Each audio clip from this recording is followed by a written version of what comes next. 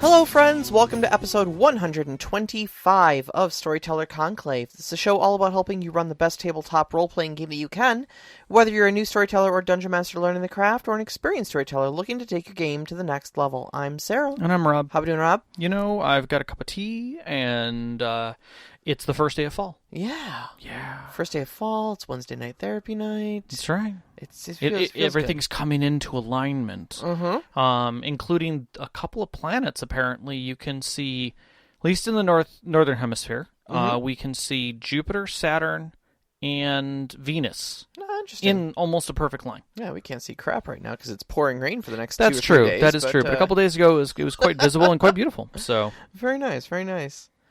So let's see here. Real quick, actually, before we get started, the show topic today is dealing a bit with the subject of death and finality and stuff like that. So, if that is a subject that is a bit, tender to you and stuff like that, we encourage you to take care of yourself. And always, honestly, if take care of yourself first. Don't worry about listening if this is a harmful topic to you. So, correct. So. But rolling kind of adjacent to that, I Yes. had my game last weekend. You did. And you can tell from the grin on my face that I am just chuffed about how it went. I think it went exceptionally well. I think it went exceptionally well. So this is the first game after switching my D&D campaign over to a Savage Worlds campaign. Some of the really good highlights was we did an interlude, which is a little kind of collaborative storytelling thing that is a little built guided, into Savage World. Kind of. It's a little guided. So it's collaborative, Yeah. Where you guys had a week worth of downtime as you're just traveling down the highway. Yeah. I mean, literally freeway travel for you. So we had you all draw cards, essentially, and we gave you a couple different topics that you could opine in character on. Yes. And we got a little snippet of kind of backstory or a little insight into each character at the table. Even players at my table who, like your wife particularly, does not like being put on the spot for impromptu stuff, was actually the first to volunteer. Yes, I think she felt that the feeling, and she kind of got into the groove of the game a little differently, and that's why I think she stepped into it the way she did. Yep. But I think it all went very, very fluidly. I feel like a lot of players felt like they weren't bottlenecked into their class, and so they felt more free to engage with different things. Yes. Like your character went to go see the Thieves Guild. Yeah, with another character. I mean, now that other character was the one with the underworld contact, but like the quote-unquote cleric went to go talk to the Thieves Guild. Not your typical bailiwick, but here we are, Overall, though, went really great. I feel really good about it. My players seem to feel really good about it, and I got nothing but positive feedback. When we did our breakdown at the end of the game, asked people for what was the negatives for you, and not a lot of people had anything to say, really. No, and I think most of it was just the first session jitters and figuring things out. Yeah, that was it. Yeah, so. Absolutely. Then we play again in 2 weeks, which is a tighter schedule than I'm used to be on. So I've got to get some painting done el pronto. Always the case, but now fast. But now very fast. So, yes. Now, apparently, Savage World is fast, furious fun. Also for you. Also for me, yes. Well, we'll work on that fun part. But I will definitely say that the combat felt very fast, very furious, and quite a lot of fun. Like we got through a combat scenario in less than 3 hours. It was great. 6 enemies, 6 players, and combat was over in, I think, 20 minutes. It was a little longer than that, but not by much, I would say. Yeah, it was really quick. It was very quick. So kind of segueing a little bit into our topic here. I think one of the things that was good for the players, at least for right now, basically until we kind of finish these first couple introductory adventures, we've all opted to play with a special rule called Heroes Never Die. Yes. And it's right there in the book. The Savage Worlds book actually suggests different modifications to the campaign to make the campaign feel and play in a certain way.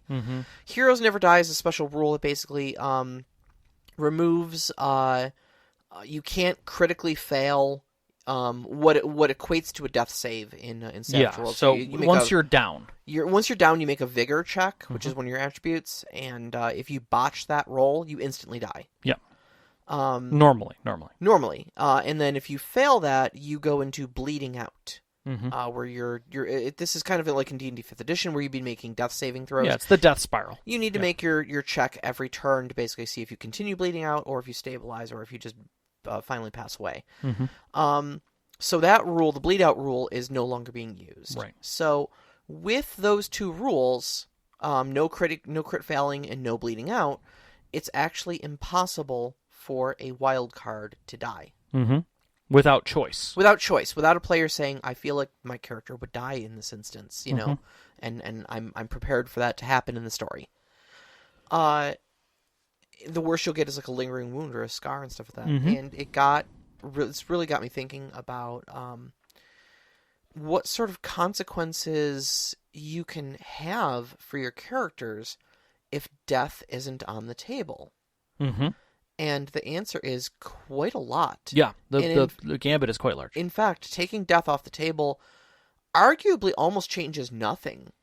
Yeah, I mean, when we look at stuff where heroics or theatrics are involved, it's rare that death actually comes around unless it has a hard meaning to the story. Yeah. I mean, you look at something even as iconic as Lord of the Rings. Mm-hmm. How many people die in Lord of the Rings? How many NPCs on camera that are named, known, and have a history die? Yeah. Boromir, but he was kind of the big one. Because, there's a big deal because Boromir dies. Correct. Well, I mean, they had to kill him because the actor, but, I mean... Because it's Sean Bean, I mean... Right. Actually, I think they got Sean Bean because they knew they had to kill one person, and you might as well kill Sean Bean if you're going to kill anyone. Because the man can die. Oh, that man can die. Absolutely. I've seen him... I've actually seen him live through a movie before. Yeah, it's terrifying when he does. Silent Hill, yeah. Yeah. But on the other hand, you look at the other characters who've had near-death experiences, walking the thin line of the veil and coming back with scars and as changed people. Yeah, absolutely. And they, arguably have a better result than just them dying outright in the story. Yeah. I think about Frodo's first stab wound. I was just gonna say Frodo's first stab wound. Yeah, and you how look that at lingers with him through the entire thing, and how not just after he questionably recovers from it. That there was literally a quest to save him. But there. What is it? It aches every time the ring wraiths get near, like every single time thereafter, or something like that. Yeah, and then there's a few other times. I mean, they kind of don't address it very well in the movies, but in the books, I think they address it a little bit better. But effectively, it always stays with him. Mm-hmm. You have the quintessential Gandalf fall. Yeah. Where you have a player who's been around longer than this campaign, came in from a previous campaign, and decides that he's going to take the last stand with this Balrog, and everybody goes, dude, you can't just have the bridge collapse, and then, can we, do a side scene, and we all watch him fight him, through the fall? All right, let's do that.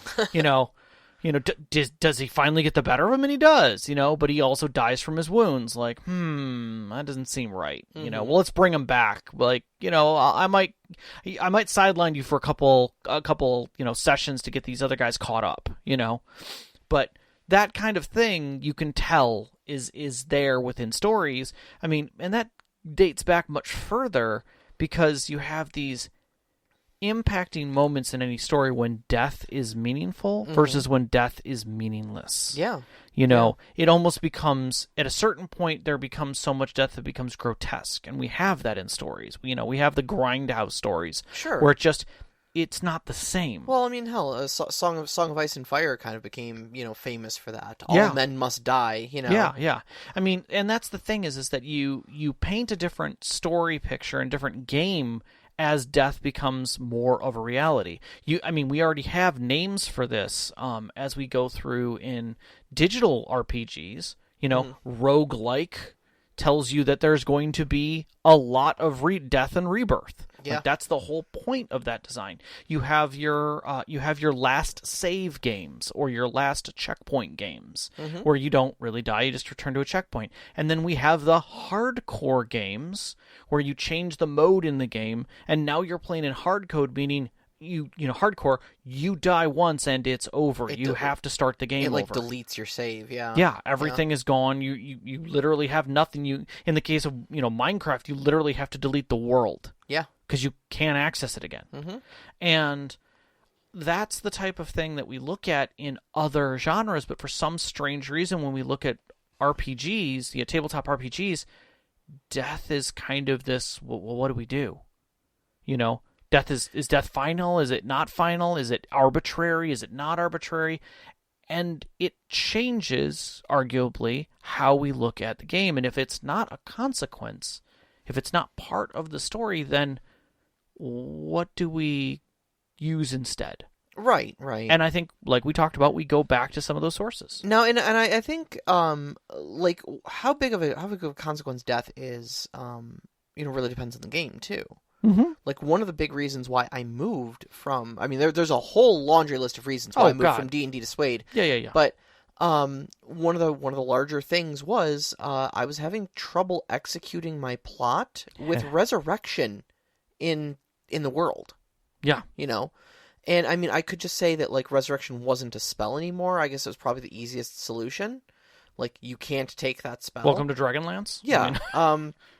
But it's not even like there is a resurrection power, but it's like super like end game in Suede, and I've just outright, and I have taken that mode that thing, and I've said it's not a thing.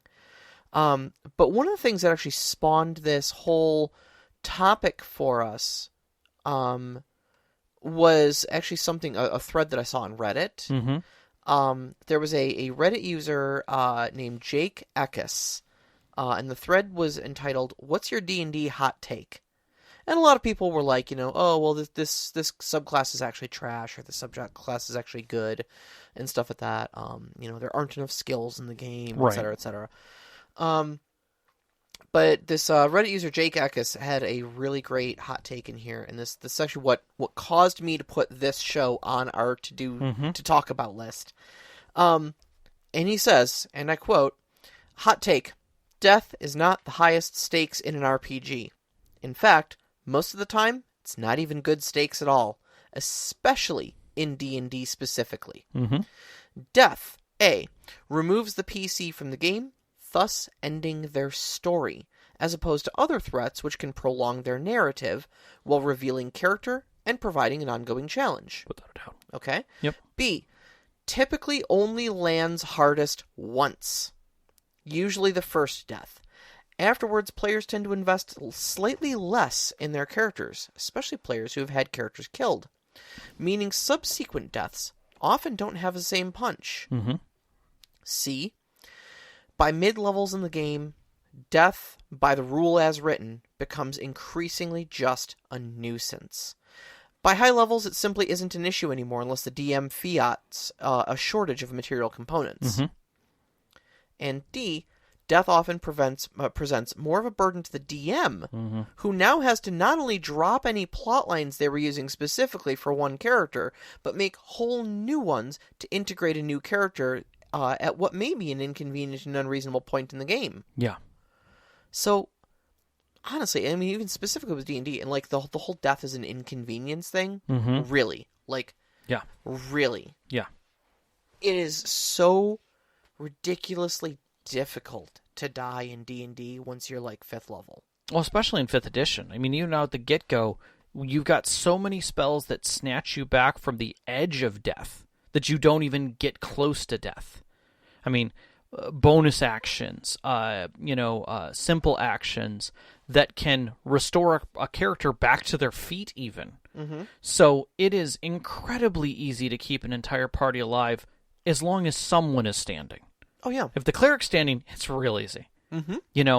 But death becomes a mistake, a misstep. Yep. The Angry GM had a little bit to say about this as well, and kind of encapsulated this into 3 different trajectories with his deaths, and that is that you have 3 different classifications death. You have the I stepped into something that I was well beyond my point. which is the most noble of deaths, I guess. The one that is most accepted is, I screwed up. The part where where everyone at the table, the screen goes gray and goes, this is the point where he messed up. Yes, yes, exactly. And you recognize that as a player. That's definitely a stage. You then have the DM told me so. Then that's where the DM makes a roll because something critical, a critical decision was made. And it was just, the dice did it in, and then you have the mistaken moment where it's not the dice and it's not a situation they stepped into. It's literally a 100% oddity that occurred. Yeah. You decide that you're going to try this thing that should be 100% benign, and instead it gets your entire party wiped. You're going to cross a river. Mm-hmm. Right? And 3 people make a mistake, and then somebody mistakes an athletics roll, and suddenly you guys are all whisked away and drowned. Yeah. Okay, that happens. All 3 of those, the key to all 3 of those, in the way that he says it, is that death is still the DM's fault, regardless. Yeah. You are the deciding factor on whether or not that character dies. You are in full control of the story. So always remember, it is your choice as a storyteller to cause death and to cause the end of a story. Mm-hmm.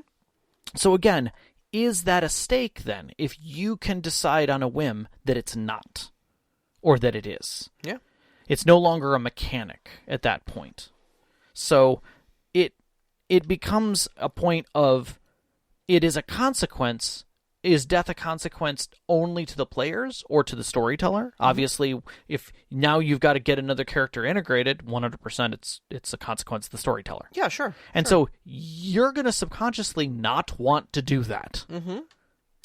The more you DM, the more you're going to want to do that. Now, some storytellers love to murder. That's just what they do, and they get excited about the fact that their players are avoiding the murder. That happens. Yeah, sure. I mean, look, every table's different. Yeah. Like your table, I mean, I got very used to you running 7C. You have a rule that actually I took from you, running 7C, and actually incorporated that into Dungeons and Dragons, is that only villains kill. Correct. Henchmen do not kill. Correct. Henchmen may knock you out, may steal your stuff, may take you captive, but you will never be killed by a henchman. Yeah. Now, I will admit that I do play with if you do something incredibly stupid just to try it, you're probably going to die. Oh, yeah. There's always you have forfeit your protection, right, clause. Right. But in the end, I don't like the idea that some random skeleton or goblin or thug on the street guts you with a poison blade because we're now at CR, 8 or 10 for creatures, and you slowly die from the poison. Like, no, I'm not gonna have you go out that way. I'm going to have something happen to you, but it's not going to murder you in the street that way. Yeah, exactly. So it's always a conscious choice on the storyteller's part. I think is kind of what we're getting at here. And I mean, I kind of do want to also offer the counterpoint to this. I mean, we are going to kind of talk both sides of the equation here. I mean, no, I agree. I don't think this is I don't think this is to talk about how you should never kill a player or anything like that. Character. Let's stay with the characters. Never kill a player. You should also never kill a player. I mean, I agree. You should never kill a player, but let's start with the characters. There are some. Right, let's continue with. You think? This is being recorded. Remember Anyways, that. So I mean, death is a consequence. It's not a choice between death or consequences. Mm-hmm. Death can be a consequence in and of itself. 100%. And as much as we've said that, there are multiple points for not killing a character, there's actually, if you've got a good enough table and a good enough story going, there's plenty of reasons to kill a character. Mm-hmm. Because the lasting consequences of a character's death can echo on for everyone else. Yes. That character's story stops. Yes. But that doesn't mean the story stops. No, and oftentimes it invigorates the other characters. Exactly. I think, first off, I think that death should be meaningful. Always. You kind of talked about a little bit about that just a second ago. Like, nobody likes dying to a pit trap. Right. That's one of the reasons I never use traps in my games. Mm-hmm. Because what you're gonna like. Oh, you fell down a pit and died. Yeah. That's how my story ends. Mm-hmm. I fell down a pit and died. Yeah. I failed a dexterity saving throw because my die screwed me, and now... One of your favorite shows, Stargate. Mm-hmm. We're going to die here, in the snow, trapped in this bubble. I'm stuck in here with MacGyver and tons of equipment, and we're going to die here? Mm-hmm. Yeah, exactly. I loved that scene. So, but if your character does, one of your characters does die, okay, so the world is left with one less heroes. Right. With one less hero. Their story is going unresolved. Right. And that in and of itself is a plot point. Like, keep those threads around. Yeah. I think, definitely keep those threads going. So if they had, like, if your character, the character who died had, like, an arch villain, that was... his rival, some noble that had it out for his family and was trying to kill everybody or whatever, Right. Keep that noble around. Mm-hmm. Because I guarantee someone in the group is going to pick up that thread and run with it. Yeah. And, like, we're going to hunt down this noble and kill him. Yeah. What? Why? He didn't have any beef with any of us. He just wanted to kill, the character who just passed away. I know. But he had beef with him, and I liked that guy. So It's what he would have wanted. Yeah. We're going to honor his memory by putting this evil guy in the ground. Right. Right. And I think something like that would be really great. You keep that character's memory alive that way.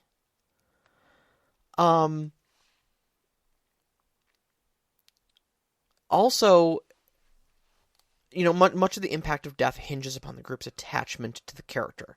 Like, loss only hurts if you feel like you've actually lost something. Right. So, like, the character that everyone hates is not going to really be... They're going to be like, oh, no! Anyway. So, it's... character death is basically only as impactful as the character that you lose. I think. Right. Is the idea I'm trying to get across here. No. And I think that's where, like, the other pieces come in. So, like, if you have someone who dies, a character that dies, and the players are not accepting, or characters are not accepting of it, there's nothing to say they can't try and quest to get that person back. I mean, yeah, quest to get all the components they need for resurrection, but maybe they're going to try a little harder than that. Maybe they're going to go to a realm of death, and pull them back from limbo or wherever. I mean, that is a tale much older and much more common, and yeah, there's chances that somebody else is going to die along the way, and now you've got two people to bargain with when you get to the end of the whole pile, but that's an adventure within itself. That's a full quest on its own, just to try and pull that person back, which brings us to bargaining with death. Not even so much like the other characters trying to bargain with death to get that person returned to them, but maybe the character themselves bargaining with death. Yeah, Dungeon World actually has that as a character move.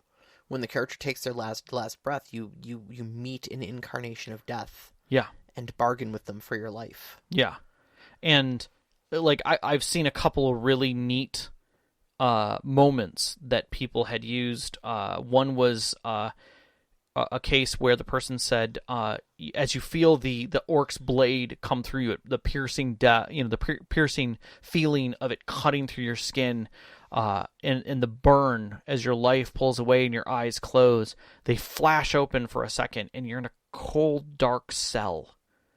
In front of you is a doorway and a figure standing in it. You can see a small light beyond them.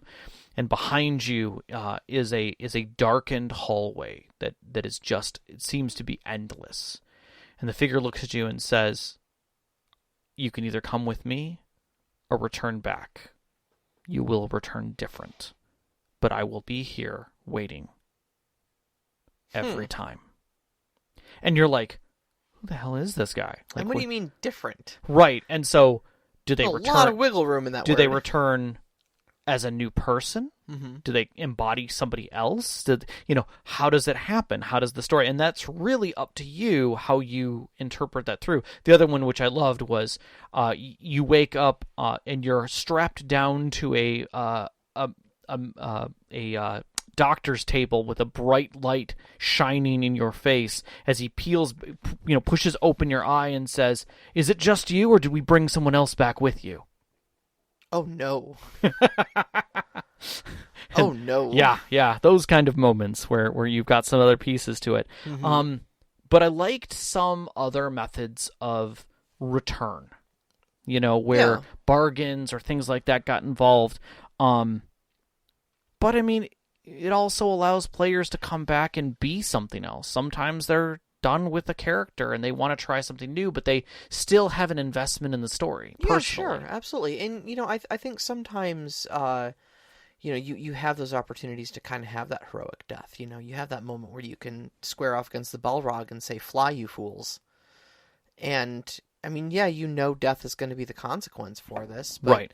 Everybody else is going to run out of there screaming Gandalf, and that's how your character ends. Like, imagine, that's a great end to your character, saving the entire group, squaring off with a Balrog. Yep. Heck yeah. Yeah, that's a character choice at that point. Mm-hmm. But I mean, sometimes you do that though. Yeah. So I mean, it's a character choice to kind of do it, but it's not even like a, hey, kill my character, dude. But right. There is a moment where you're like, I can hold this thing. Yeah. It's you guys go. If it gets one turn to chew on me, it won't chew on any of the rest of you. Right. And I think that's great. There's I've seen a handful of games too that have a mechanic actually built in like that. Mm-hmm. Or I've seen a handful of house rules too. Yeah. For games that don't have it built in, where you do have a kind of like a last stand mechanic. Yeah. Where it's like, yeah, if you decide your character dies, you basically get free editing of the scene. Mm-hmm. You get to say how that scene goes, and just basically kick the storyteller out of their seat and just do it yourself. Mm-hmm. But your character dies at the end of the scene. Mm-hmm. Yeah. You're going to lose. You're going to lose. You're going to lose, but you get to tell me exactly how that happens. Yeah. Yep. I like those types of things. I think Seventh Seas drama mechanics really help for that. Yeah. Where basically you can spend a drama die to make your soak rolls and just keep right on going. So as long as you've got drama, like characters, you've got your moments of like Inigo Montoya getting stabbed in Princess Bride. Where he goes to stab him in the chest, and he just happens to parry. He doesn't parry it away. Mm-hmm. He parries it into his shoulder. Mm-hmm. He parries it into his other shoulder. It becomes a nick. It becomes a cut. It becomes non-threatening. Every one of them is non-threatening. Is he full of wounds? Without a doubt. He's covered in blood by the end of it, but all of it's superficial. Right. And then he takes that moment to survive those checks mm-hmm. and retaliates. Yeah. Rob Roy is another one where he literally in the final fight grabs the guy's blade mm-hmm. as he's about to kill him with it. And you can see that it's destroying his hand. Mm-hmm. And he literally stands up and almost cuts the guy in half. Mm-hmm. Out of pure hate. It's those kinds of moments where you can see that they're taking control. The character takes control of the scene. Yes. And that's I think the biggest thing is that the player has agency over that, mm-hmm. over that aspect of their character's story. The very end of it, Yeah. So we talked a lot about death, but we started this conversation talking about how consequences are better than death, or arguably better than death. I would say arguably better than death, but can fit much better into continuing stories. Yeah, that death does not have to be the be all end all of consequences, because actual honest to goodness consequences exist. So what do we have here? Meaningful consequences come from taking something invested from the characters. Mm-hmm. I mean, that's a pretty broad topic. Do they have an NPC that they're close or friendly with? Mm-hmm. Maybe the consequences can fall on that other NPC. Mm-hmm. Does a player have an item that they lean on? You said here in the notes, like a whoopee. Yeah. Let's see how many people get that reference. Yeah, exactly. I mean, if you're not into that, peanuts. he's got his blanket. Yeah, Linus. And Linus has his blanket in that and will not let it go. And and the teary trauma that occurs when it is removed. Yeah, absolutely. Calvin and Hobbes. Hobbes is that kind of a character and item. Yeah, like your character in my game. If I took away your gauntlets, oh yeah, it would fundamentally change your character without a doubt. Or is there a place a party goes for comfort, for guidance, for stability? Maybe something can happen to their home base. Yeah, Yeah, I one of the greatest things that I saw a DM do was the bad guy was monologuing, and the characters like they were sneaking around the arena effectively, or the space where the bad guy was waiting for them, and he was just like, and they're preparing their ambush, but he's monologuing, right? And before he gets to the end, they're like, before he gets to the end, we want to jump him. Like when we can tell that he's like right at the heart of what he's going to say, to us, we want to take him then. We want this to be a true ambush. And he's like, okay. And so he's like, I'm going to get to a certain point, and at that point, I'm just going to pause so you guys don't get to hear the end of it. And so he monologues, and they're just like, yeah, this is the good point right here. I'm like, okay. And so he just paused right there. And decided after, because they took him out amazingly well. It was an incredible kind of finish. Two of the players were near death. He had them basically dead to rights. I think it was a dragon kind of character. Sure. And they're like, but we got him, and these two characters, he's like, are going to die, and he lets them go, and they're like, you guys are horribly injured. And they're like, okay, but you'll recover. It's going to take days. They're like, okay, but he says something in his last breath. He's like, you missed the best part. And they were like, what do you mean? And he's just like, I'd already done it 10 minutes ago. And they're like, done what? Where do you think my army is? And they were just like, it was really easy to get in here. Oh, crap. And literally they look out from the top of his tower, and they can see the, 2 days ride back, fires burning. Uh-huh.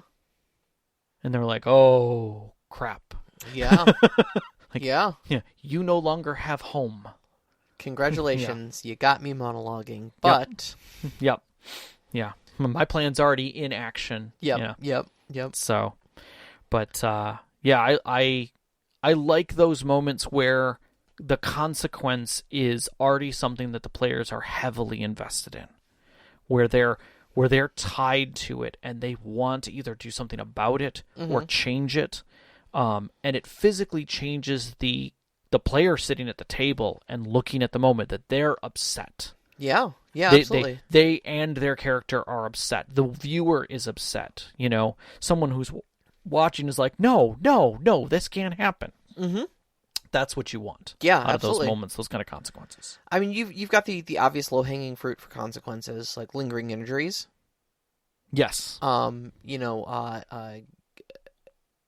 There's actually there's usually charts and stuff like that too. There can in a lot of games. A lot of games where okay, they're going to be -2 to strength or -1 to speed or something like that because they took a leg wound or an arm wound or something like that. I know Savage Worlds has one of those. Loss of gear. Loss of gear is probably a pretty big one. We mentioned like taking your character's gauntlets away and stuff like that. But there being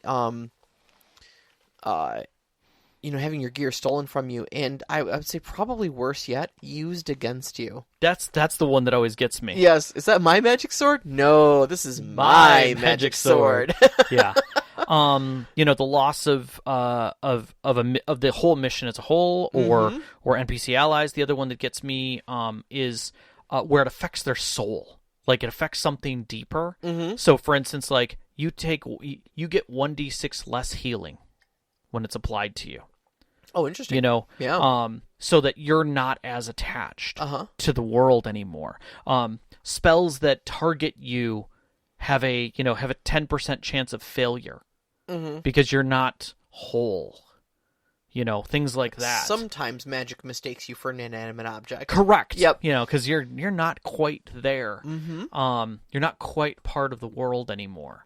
The thing about like mechanical penalties like that you've got to be careful about, though, is that a lot of times your players, especially if you levy a mechanical penalty on them, like so your arm is all screwed up because it got smashed by the ogre's club or something like that. So right. you're -2 to strength.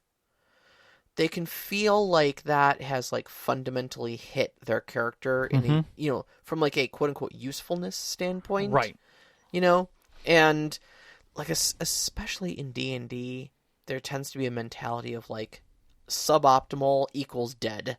Right. Yeah, I might as well just throw my whole character away. Yeah, right. Yeah. Like, I'm only a 16 strength. I'm not an 18 anymore. I might as well just not be playing a fighter. Yeah. Well, yeah, flip the table. I mean, I think maybe that's a little dramatic. Yeah. But... The other one that got me was when social things change. Mm-hmm. Like, your face is burned. All social roles you're now at a penalty to. Mm-hmm. Or worse yet, everyone notices. Like, you have a pale humor about you is one of the things that was good about White Wolf. Was that you could look more human. Yeah. In this case, you look less. So, like, you're like the Witcher. You go into places, and people are uneasy around you, and some people outright think that you're undead.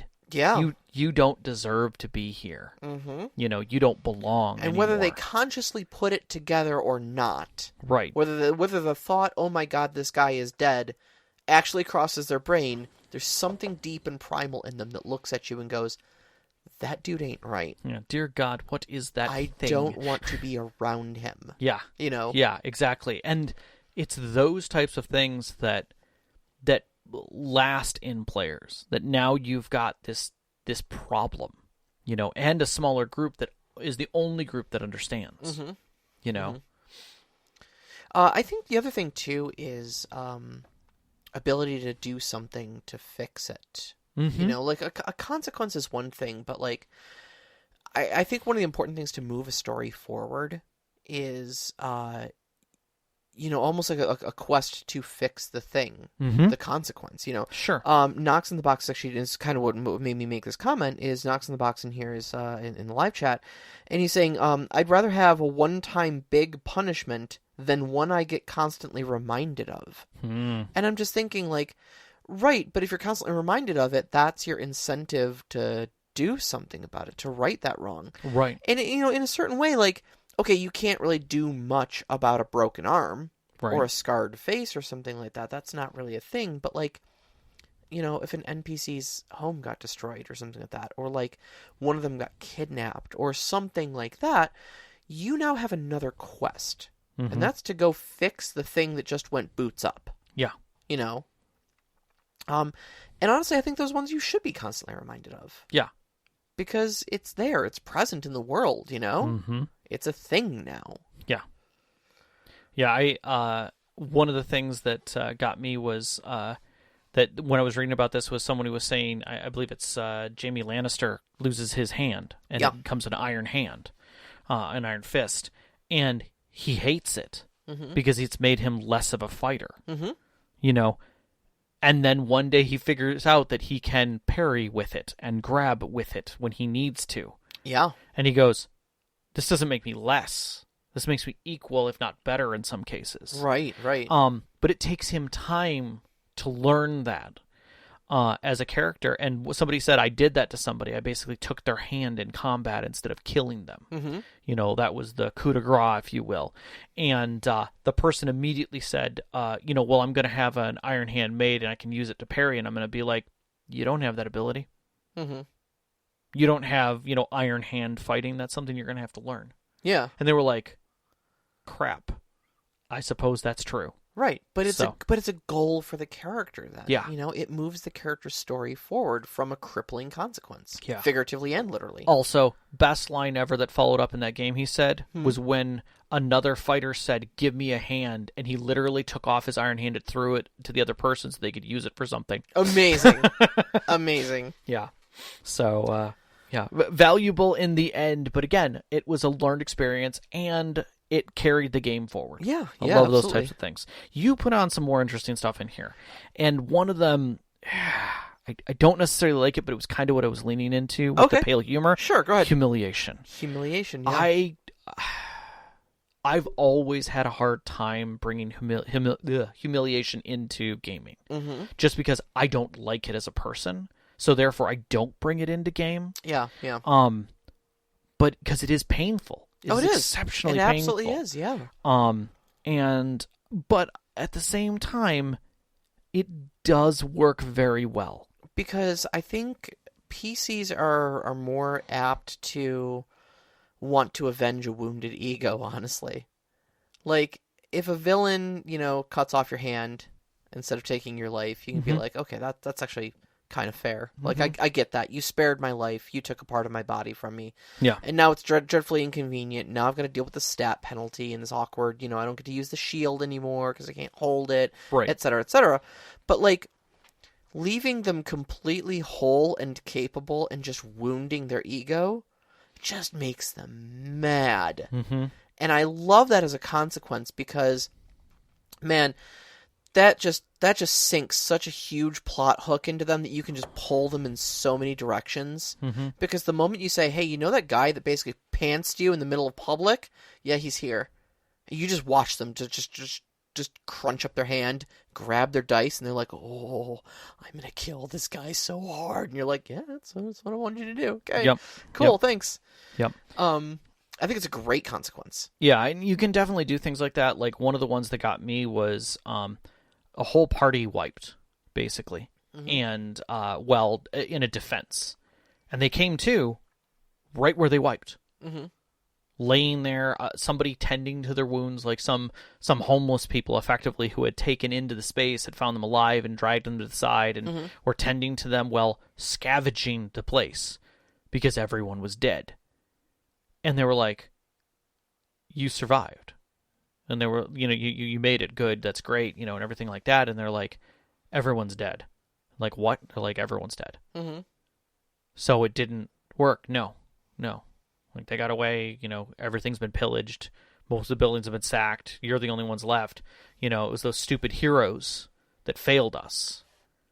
They were like, they don't know, it's not us. And then, like, slowly making their way out until, like, they're like, we're using sneak and stealth effectively to not be noticed by anyone. And then one old woman who just happened to survive, it's them! Was kind of like, just pointed at them and were just like, you.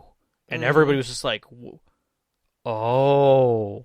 Oh, that's harsh. Yeah. And I was like, oh, that's hard. That's really hard. One of the other ones that I happen to think of too is pity and indifference. It's almost worse than humiliation because you're being ignored. Yeah. I'm thinking, the fighting some sort of a duel with the big bad evil guy, and the villain trounces you, just defeats you handily, and standing over you with his sword pointed at your neck, and you're thinking, okay, this is it. And then he just kind of turns his head to the side, squints a little bit, smiles, and then just walks off. You're not even worth it. And you're like, wait a minute, come back here. Like, what? You're just going to walk away after you defeat me? And it reminds me a lot of that the awful, awful, awful Street Fighter movie with Raul Julia. Oh my God, yes. But it is so bad, but it has one of the greatest lines in movie history. And it's Chun-Li is regaling him with this, the story of basically how he killed her father all these years ago when, he just before he had crowned himself general. Yeah. And, his death squads were sweeping across the country and her little village stood up and defended itself and you had him executed. And he just, as she's saying all this, he's just casually like changing into his robe, makes himself a drink, slices up a little orange and puts it on the edge of the glass, makes her one too, walks over to her and hands it to her and goes, I'm sorry, I don't remember. Yeah. And she goes, what do you mean you don't remember? He goes, for you, The day that Bison graced your village was the most important day of your life. But for me, it was Tuesday. Yeah. And Yeah. that right there, I mean, just stings. Yeah. It's so humiliating to think that you have placed all this energy into hunting down the big bad evil guy, and they don't even know your name. Yeah. They don't care about you. They don't want to kill you. They don't hate you. They don't even know you. They nothing you. Yeah. You're a fly to them. Yeah. And once you stop buzzing around their head, you cease to exist to them. Mm-hmm. And for me, sometimes that is a worse consequence because the PCs, if you can do it right, if you can play the ignoring the indifference play right, Mm-hmm. they will try so much harder Mm-hmm. to get that villain's attention. Yep. It's such a wound to their ego. Yep. Yeah. Now you put on here also the Sophie's choice, a choice between two equally desirable or more often undesirable outcomes. Yes. And that's always interesting when you've got the choice of like, do you want your character like it's the silent thing you ask the player on the side is death or not cake. Yeah. You know. Yeah. You know. Or even whose death. Yeah. You know, okay, well, you can face me here, and I will be occupied in this battle that I will inevitably win. Or you can let me go, and you live to see another day. But the first thing I'm doing is I'm going over there to kill your favorite NPC. Mm-hmm. And you know that. Yeah. So do you choose self-preservation, or you do the heroic thing and die in their place? Yep. You know? Yep. It's Your up to you. choice. Yep. It's up to your you. choice. You know? Yep. Yep. No, I think that there's a lot that you can do in death. And to kind of go back, Knox asked a really good question, or not Knox, Hulavu asked a really good question. When or how do you incorporate NPC consequence or an NPC consequence instead of the NPC death?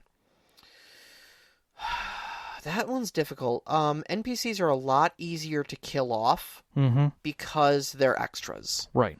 And they can die freely to serve the narrative. Serve the narrative, advancing the PC's story and stuff like that. Right. So I don't think you have to be so careful with your NPCs. But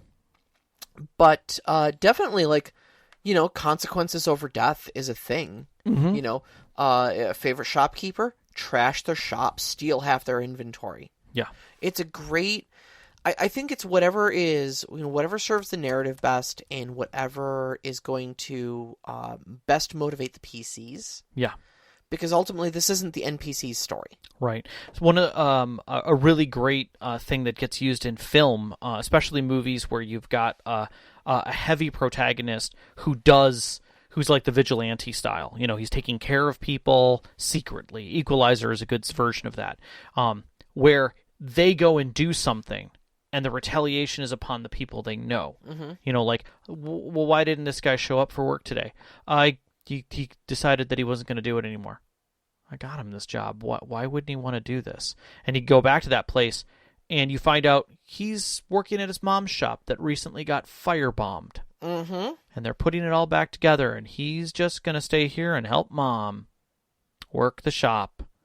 Oh, really? Yep.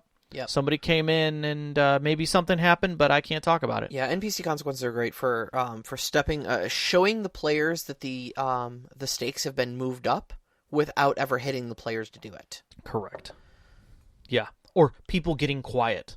Yeah, like the key informant of an NPC is like, you know. Yeah, I was willing to tell you all their secrets before, but heat's kind of hot right now, so yeah, and you watch them packing up their bags and putting belongings in a sack, and they're all like, "What are you doing?" You know, I'm gonna be going for a couple of days. I've got a merchant run that I got to go do. Where are you going? Solo? Cucamonga? Yeah, I hear Malibu's nice this time of year. Yep, exactly, and that's seeing that fear, seeing that concern, and taking people away from them, even if it's not a direct threat. Mm-hmm. Is a huge thing. The other is where people just start disappearing. Mm-hmm.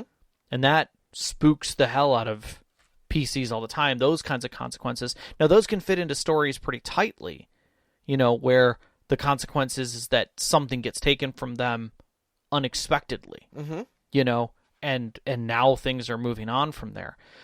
The other that we kind of haven't talked about consequence-wise is when the big bad evil guy considers them to be an equal and won't take their life.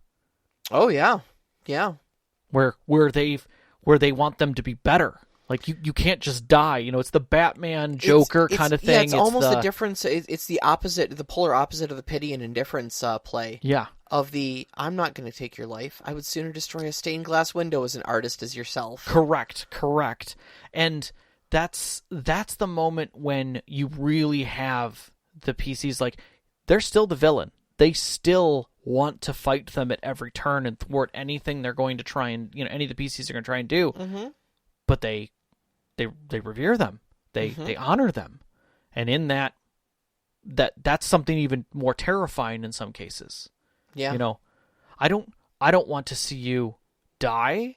I want to see you more. I want to see your rage. I want to see your passion. I want to see everything. I'm going to flip every switch. Yeah. Because now I'm enamored. Mm-hmm. You know, well, how far is that going to go? I don't know. We're going to find out together, though, won't we? And just leave them there, you know? We're a lot alike, you and I. Exactly. We are nothing alike. Oh, I love having those discussions. Yep. So, good stuff. Good All questions, too, while we're rolling through. Thank you. Let's get into the questions then, too. Well, I mean, we've kind of already gotten into the questions because we talked about Huluvu's. Yep. So, Knox in the Box asks, some players might view a maimed character as worse punishment than a dead one. How do you convince characters to embrace the new flaws of their character and not throw the towel in on them? Do you meddle? Do you just let them decide what fate ultimately befalls them? Do you let them make a new character instead? So, in my opinion, I always would look at the situation with the player. The player is making a determining factor, and you can literally tell them, like, you don't have to decide if you're dead or not right now. You can decide that in a little bit. Sure. But take your time to think about it, because if you decide that you're not, you're going to take an injury, and it's going to be a critical one, and it's going to affect you, and I'm going to make a decision on that. Mm-hmm.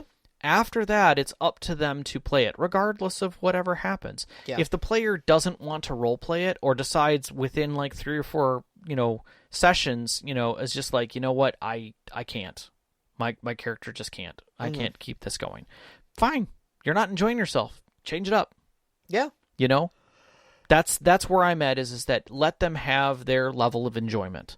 Let them have the story. It's not unheard of for a story to end when a character's physicality is broken and they can't cope with it. They may at some later point recover from that, but especially someone who like a warrior who depends on their body. Yeah. If their body is then broken, well, their personality is fighter. They are an instrument of war. They are designed for this. And if they're, this happens actually a lot with, like actual soldiers, lose your leg to an IED or something like that. And like, you'll see a lot of that, obviously the post-traumatic stress disorder and stuff like that. 100%. But there's that moment where they're like, my whole thing was putting my body out there for war, and now I can't do any of that. I'm sitting at home. Yeah. And what does that make me? It makes me nothing, is what they're thinking. Obviously, it doesn't make them nothing. I don't want to say that that's... No, it's a feeling on that. And again, if your character's not comfortable with that, or your player's not comfortable with that, yeah, absolutely. That's a discussion to have. Absolutely. It's about, again, we always talk, it's about communication. I for one would encourage them to RP through it. Yeah. Because I think the other players will too. I think that journey, especially of coping with their new physicality, like you mentioned, Jaime Lannister, learning to fight with his metal hand and stuff like that, and overcoming the idea that he's less of a warrior to equal or better now because he just had to change his perspective. I think is a really great story arc for a player. And I would say, do your best as a storyteller to narrate it in a way that's going to make it seem cool and meaningful. Just being like, well, you take a -2 strength penalty. Sorry, buddy. Yeah. That's kind of crappy.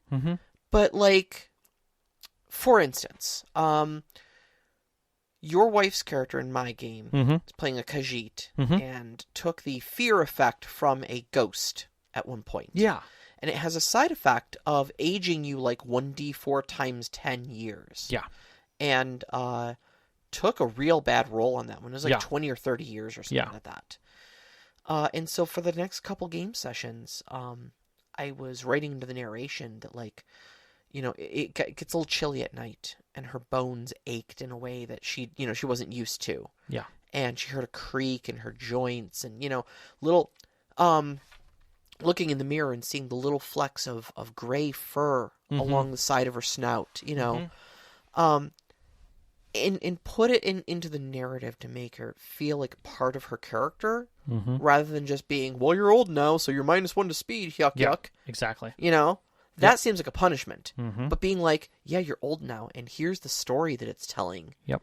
Kind of pulls it back to the narrative. Kind of pulls it back to feeling good about that.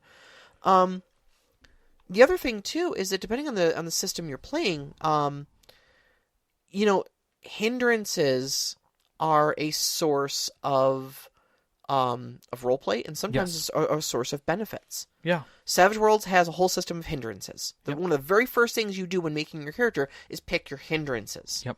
You pick the flaws for your character before you pick your stats. Yep. And what those flaws do for you, what those hindrances do for you, is they're a source of roleplay.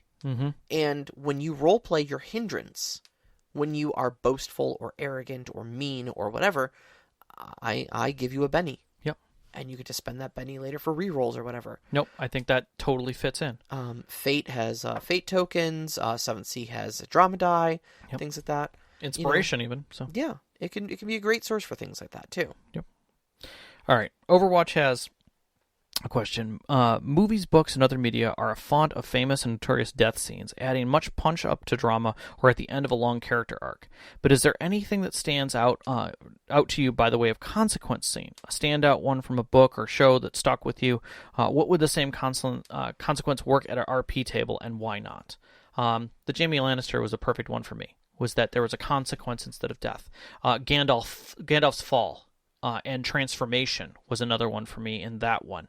Frodo getting stabbed was another one for me in that one, where each one of those lended itself to a consequence that changed the character and changed their story, shifted them at a core level, and turned them into something different.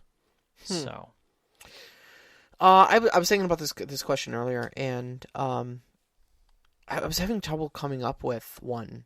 Because for me, like, media is full of consequence scenes and very rarely death scenes. Like, because your main characters don't get killed off. Right. You know? Obviously, look, because the story ends if they die. So, right. It's really just filled with consequence scenes. The main one that sticks out for me, though, is from the Dresden Files books. Okay. He quite famously has a magical, like, force shield that he puts up, and it makes him, if you don't catch him completely unaware, he can deflect all sorts of bullets and stuff like that. And there was a vampire that was in town and geared up all of her goons with heavy weapons and flamethrowers because his shield could deflect kinetic energy. And flamethrowers ain't kinetic. Nope. And at one point, he saw this thing aiming this flamethrower basically down the hall at his friends, and he had a choice to make.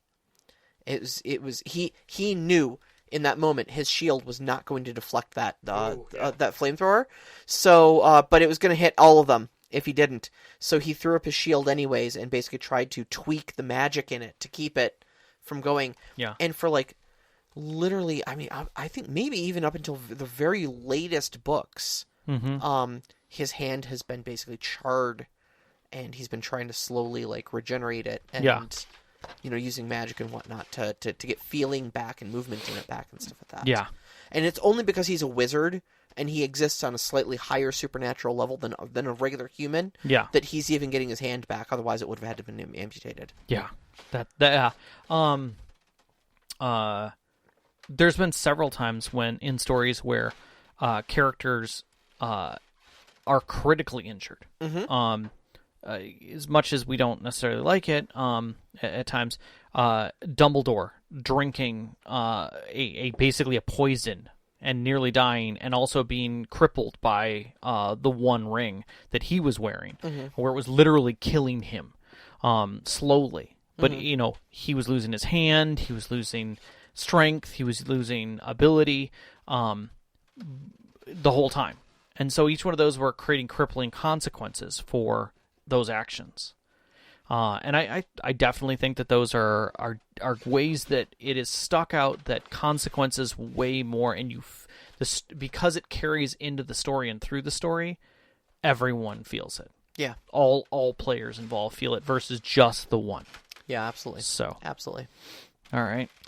So the Mad Elf asks, Savage Worlds has a Heroes Never Die rule option. That's what we mentioned at the beginning of the show here. Right. Mouse Guard has a similar, though less clearly articulated, boundary in managing conflicts. If the death of a character is not a consequence that can be put in place that brings in If the death of a character is not a consequence... Sorry, what can be put in place that brings a similar weight to the story? I mean, if death isn't even on the table, right? What do? You can't hang death over their I mean, I think my go-to, because typically when death is not on the table, it's because you've got almost like a pulpy heroic style story. Mm-hmm. And I think for me, typically your pulpy heroic style stories are about people who are putting themselves in the line of fire so others don't have to be. Right. And so I think the consequence is if you can't kill the players, you can absolutely kill the people they are out there defending.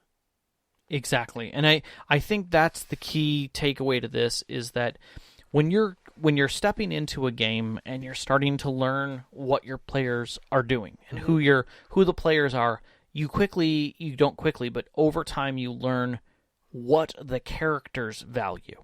Yeah. Yeah. Is it their ego? Is it their items? Is it their mind? Is it other NPCs? What investment does each one of your characters have?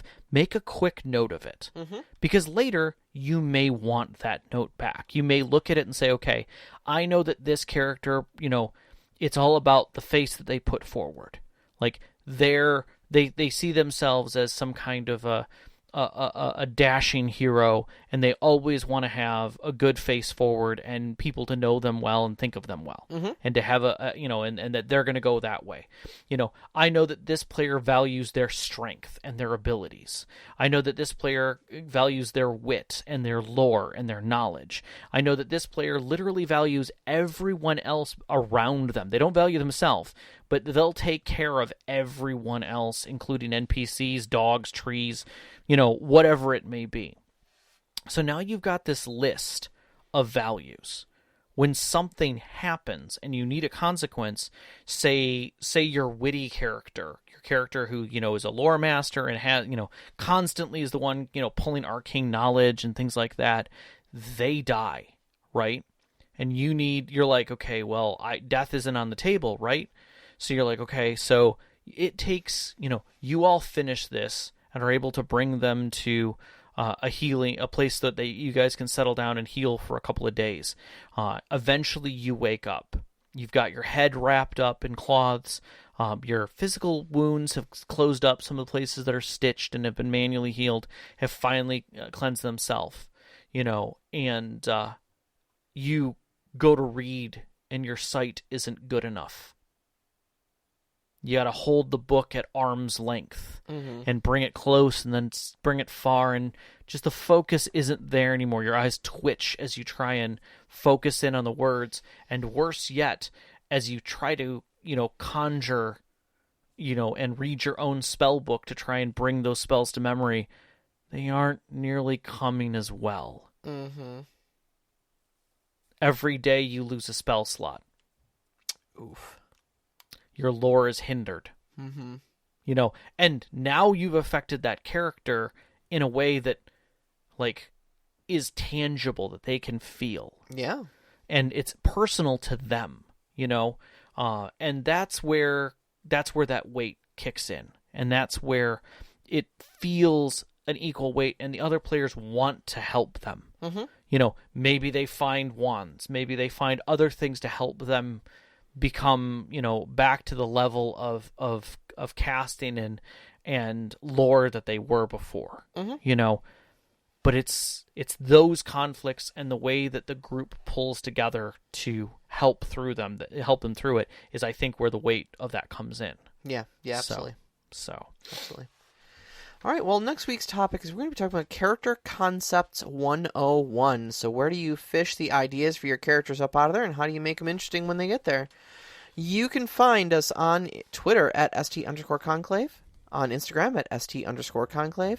Listen to us live every Wednesday night at 7 p.m. Eastern Time when we record the show at mixlr.com/storyteller-conclave, and join us on our Discord. You can find the link on our Twitter as well as our website, storytellerconclave.com. We'd like to thank our Patreon members, especially our name members, Knox in the Box, Sam, the Arcane Asylum, Sparkle Motion Veteran, and Hulavu. We really appreciate all the help you guys give us and allow us to do the show week after week. Our pre-show music is by Arcane Anthems. You can find that at patreon.com/Arcane Anthems. Our intro music, which you heard at the beginning, was Beyond the Warriors by Geefrog. You can find that at geefrog.bandcamp.com or on Google Music. Our outro music, which is Only Our Footprints in the Sand, and you're hearing it right now, you can find it at freemusicarchive.org. And big shout out, as always, to our families, Vicky and Sean. Thank you so much for loving and supporting us. All of our friends who have sat with us at our tables over these years. To give us and the peanut galleries. And the peanut galleries, yes. To give us these great stories to share with you. And all of you, our listeners. We love you so much. Love you very much. Good night. Good night.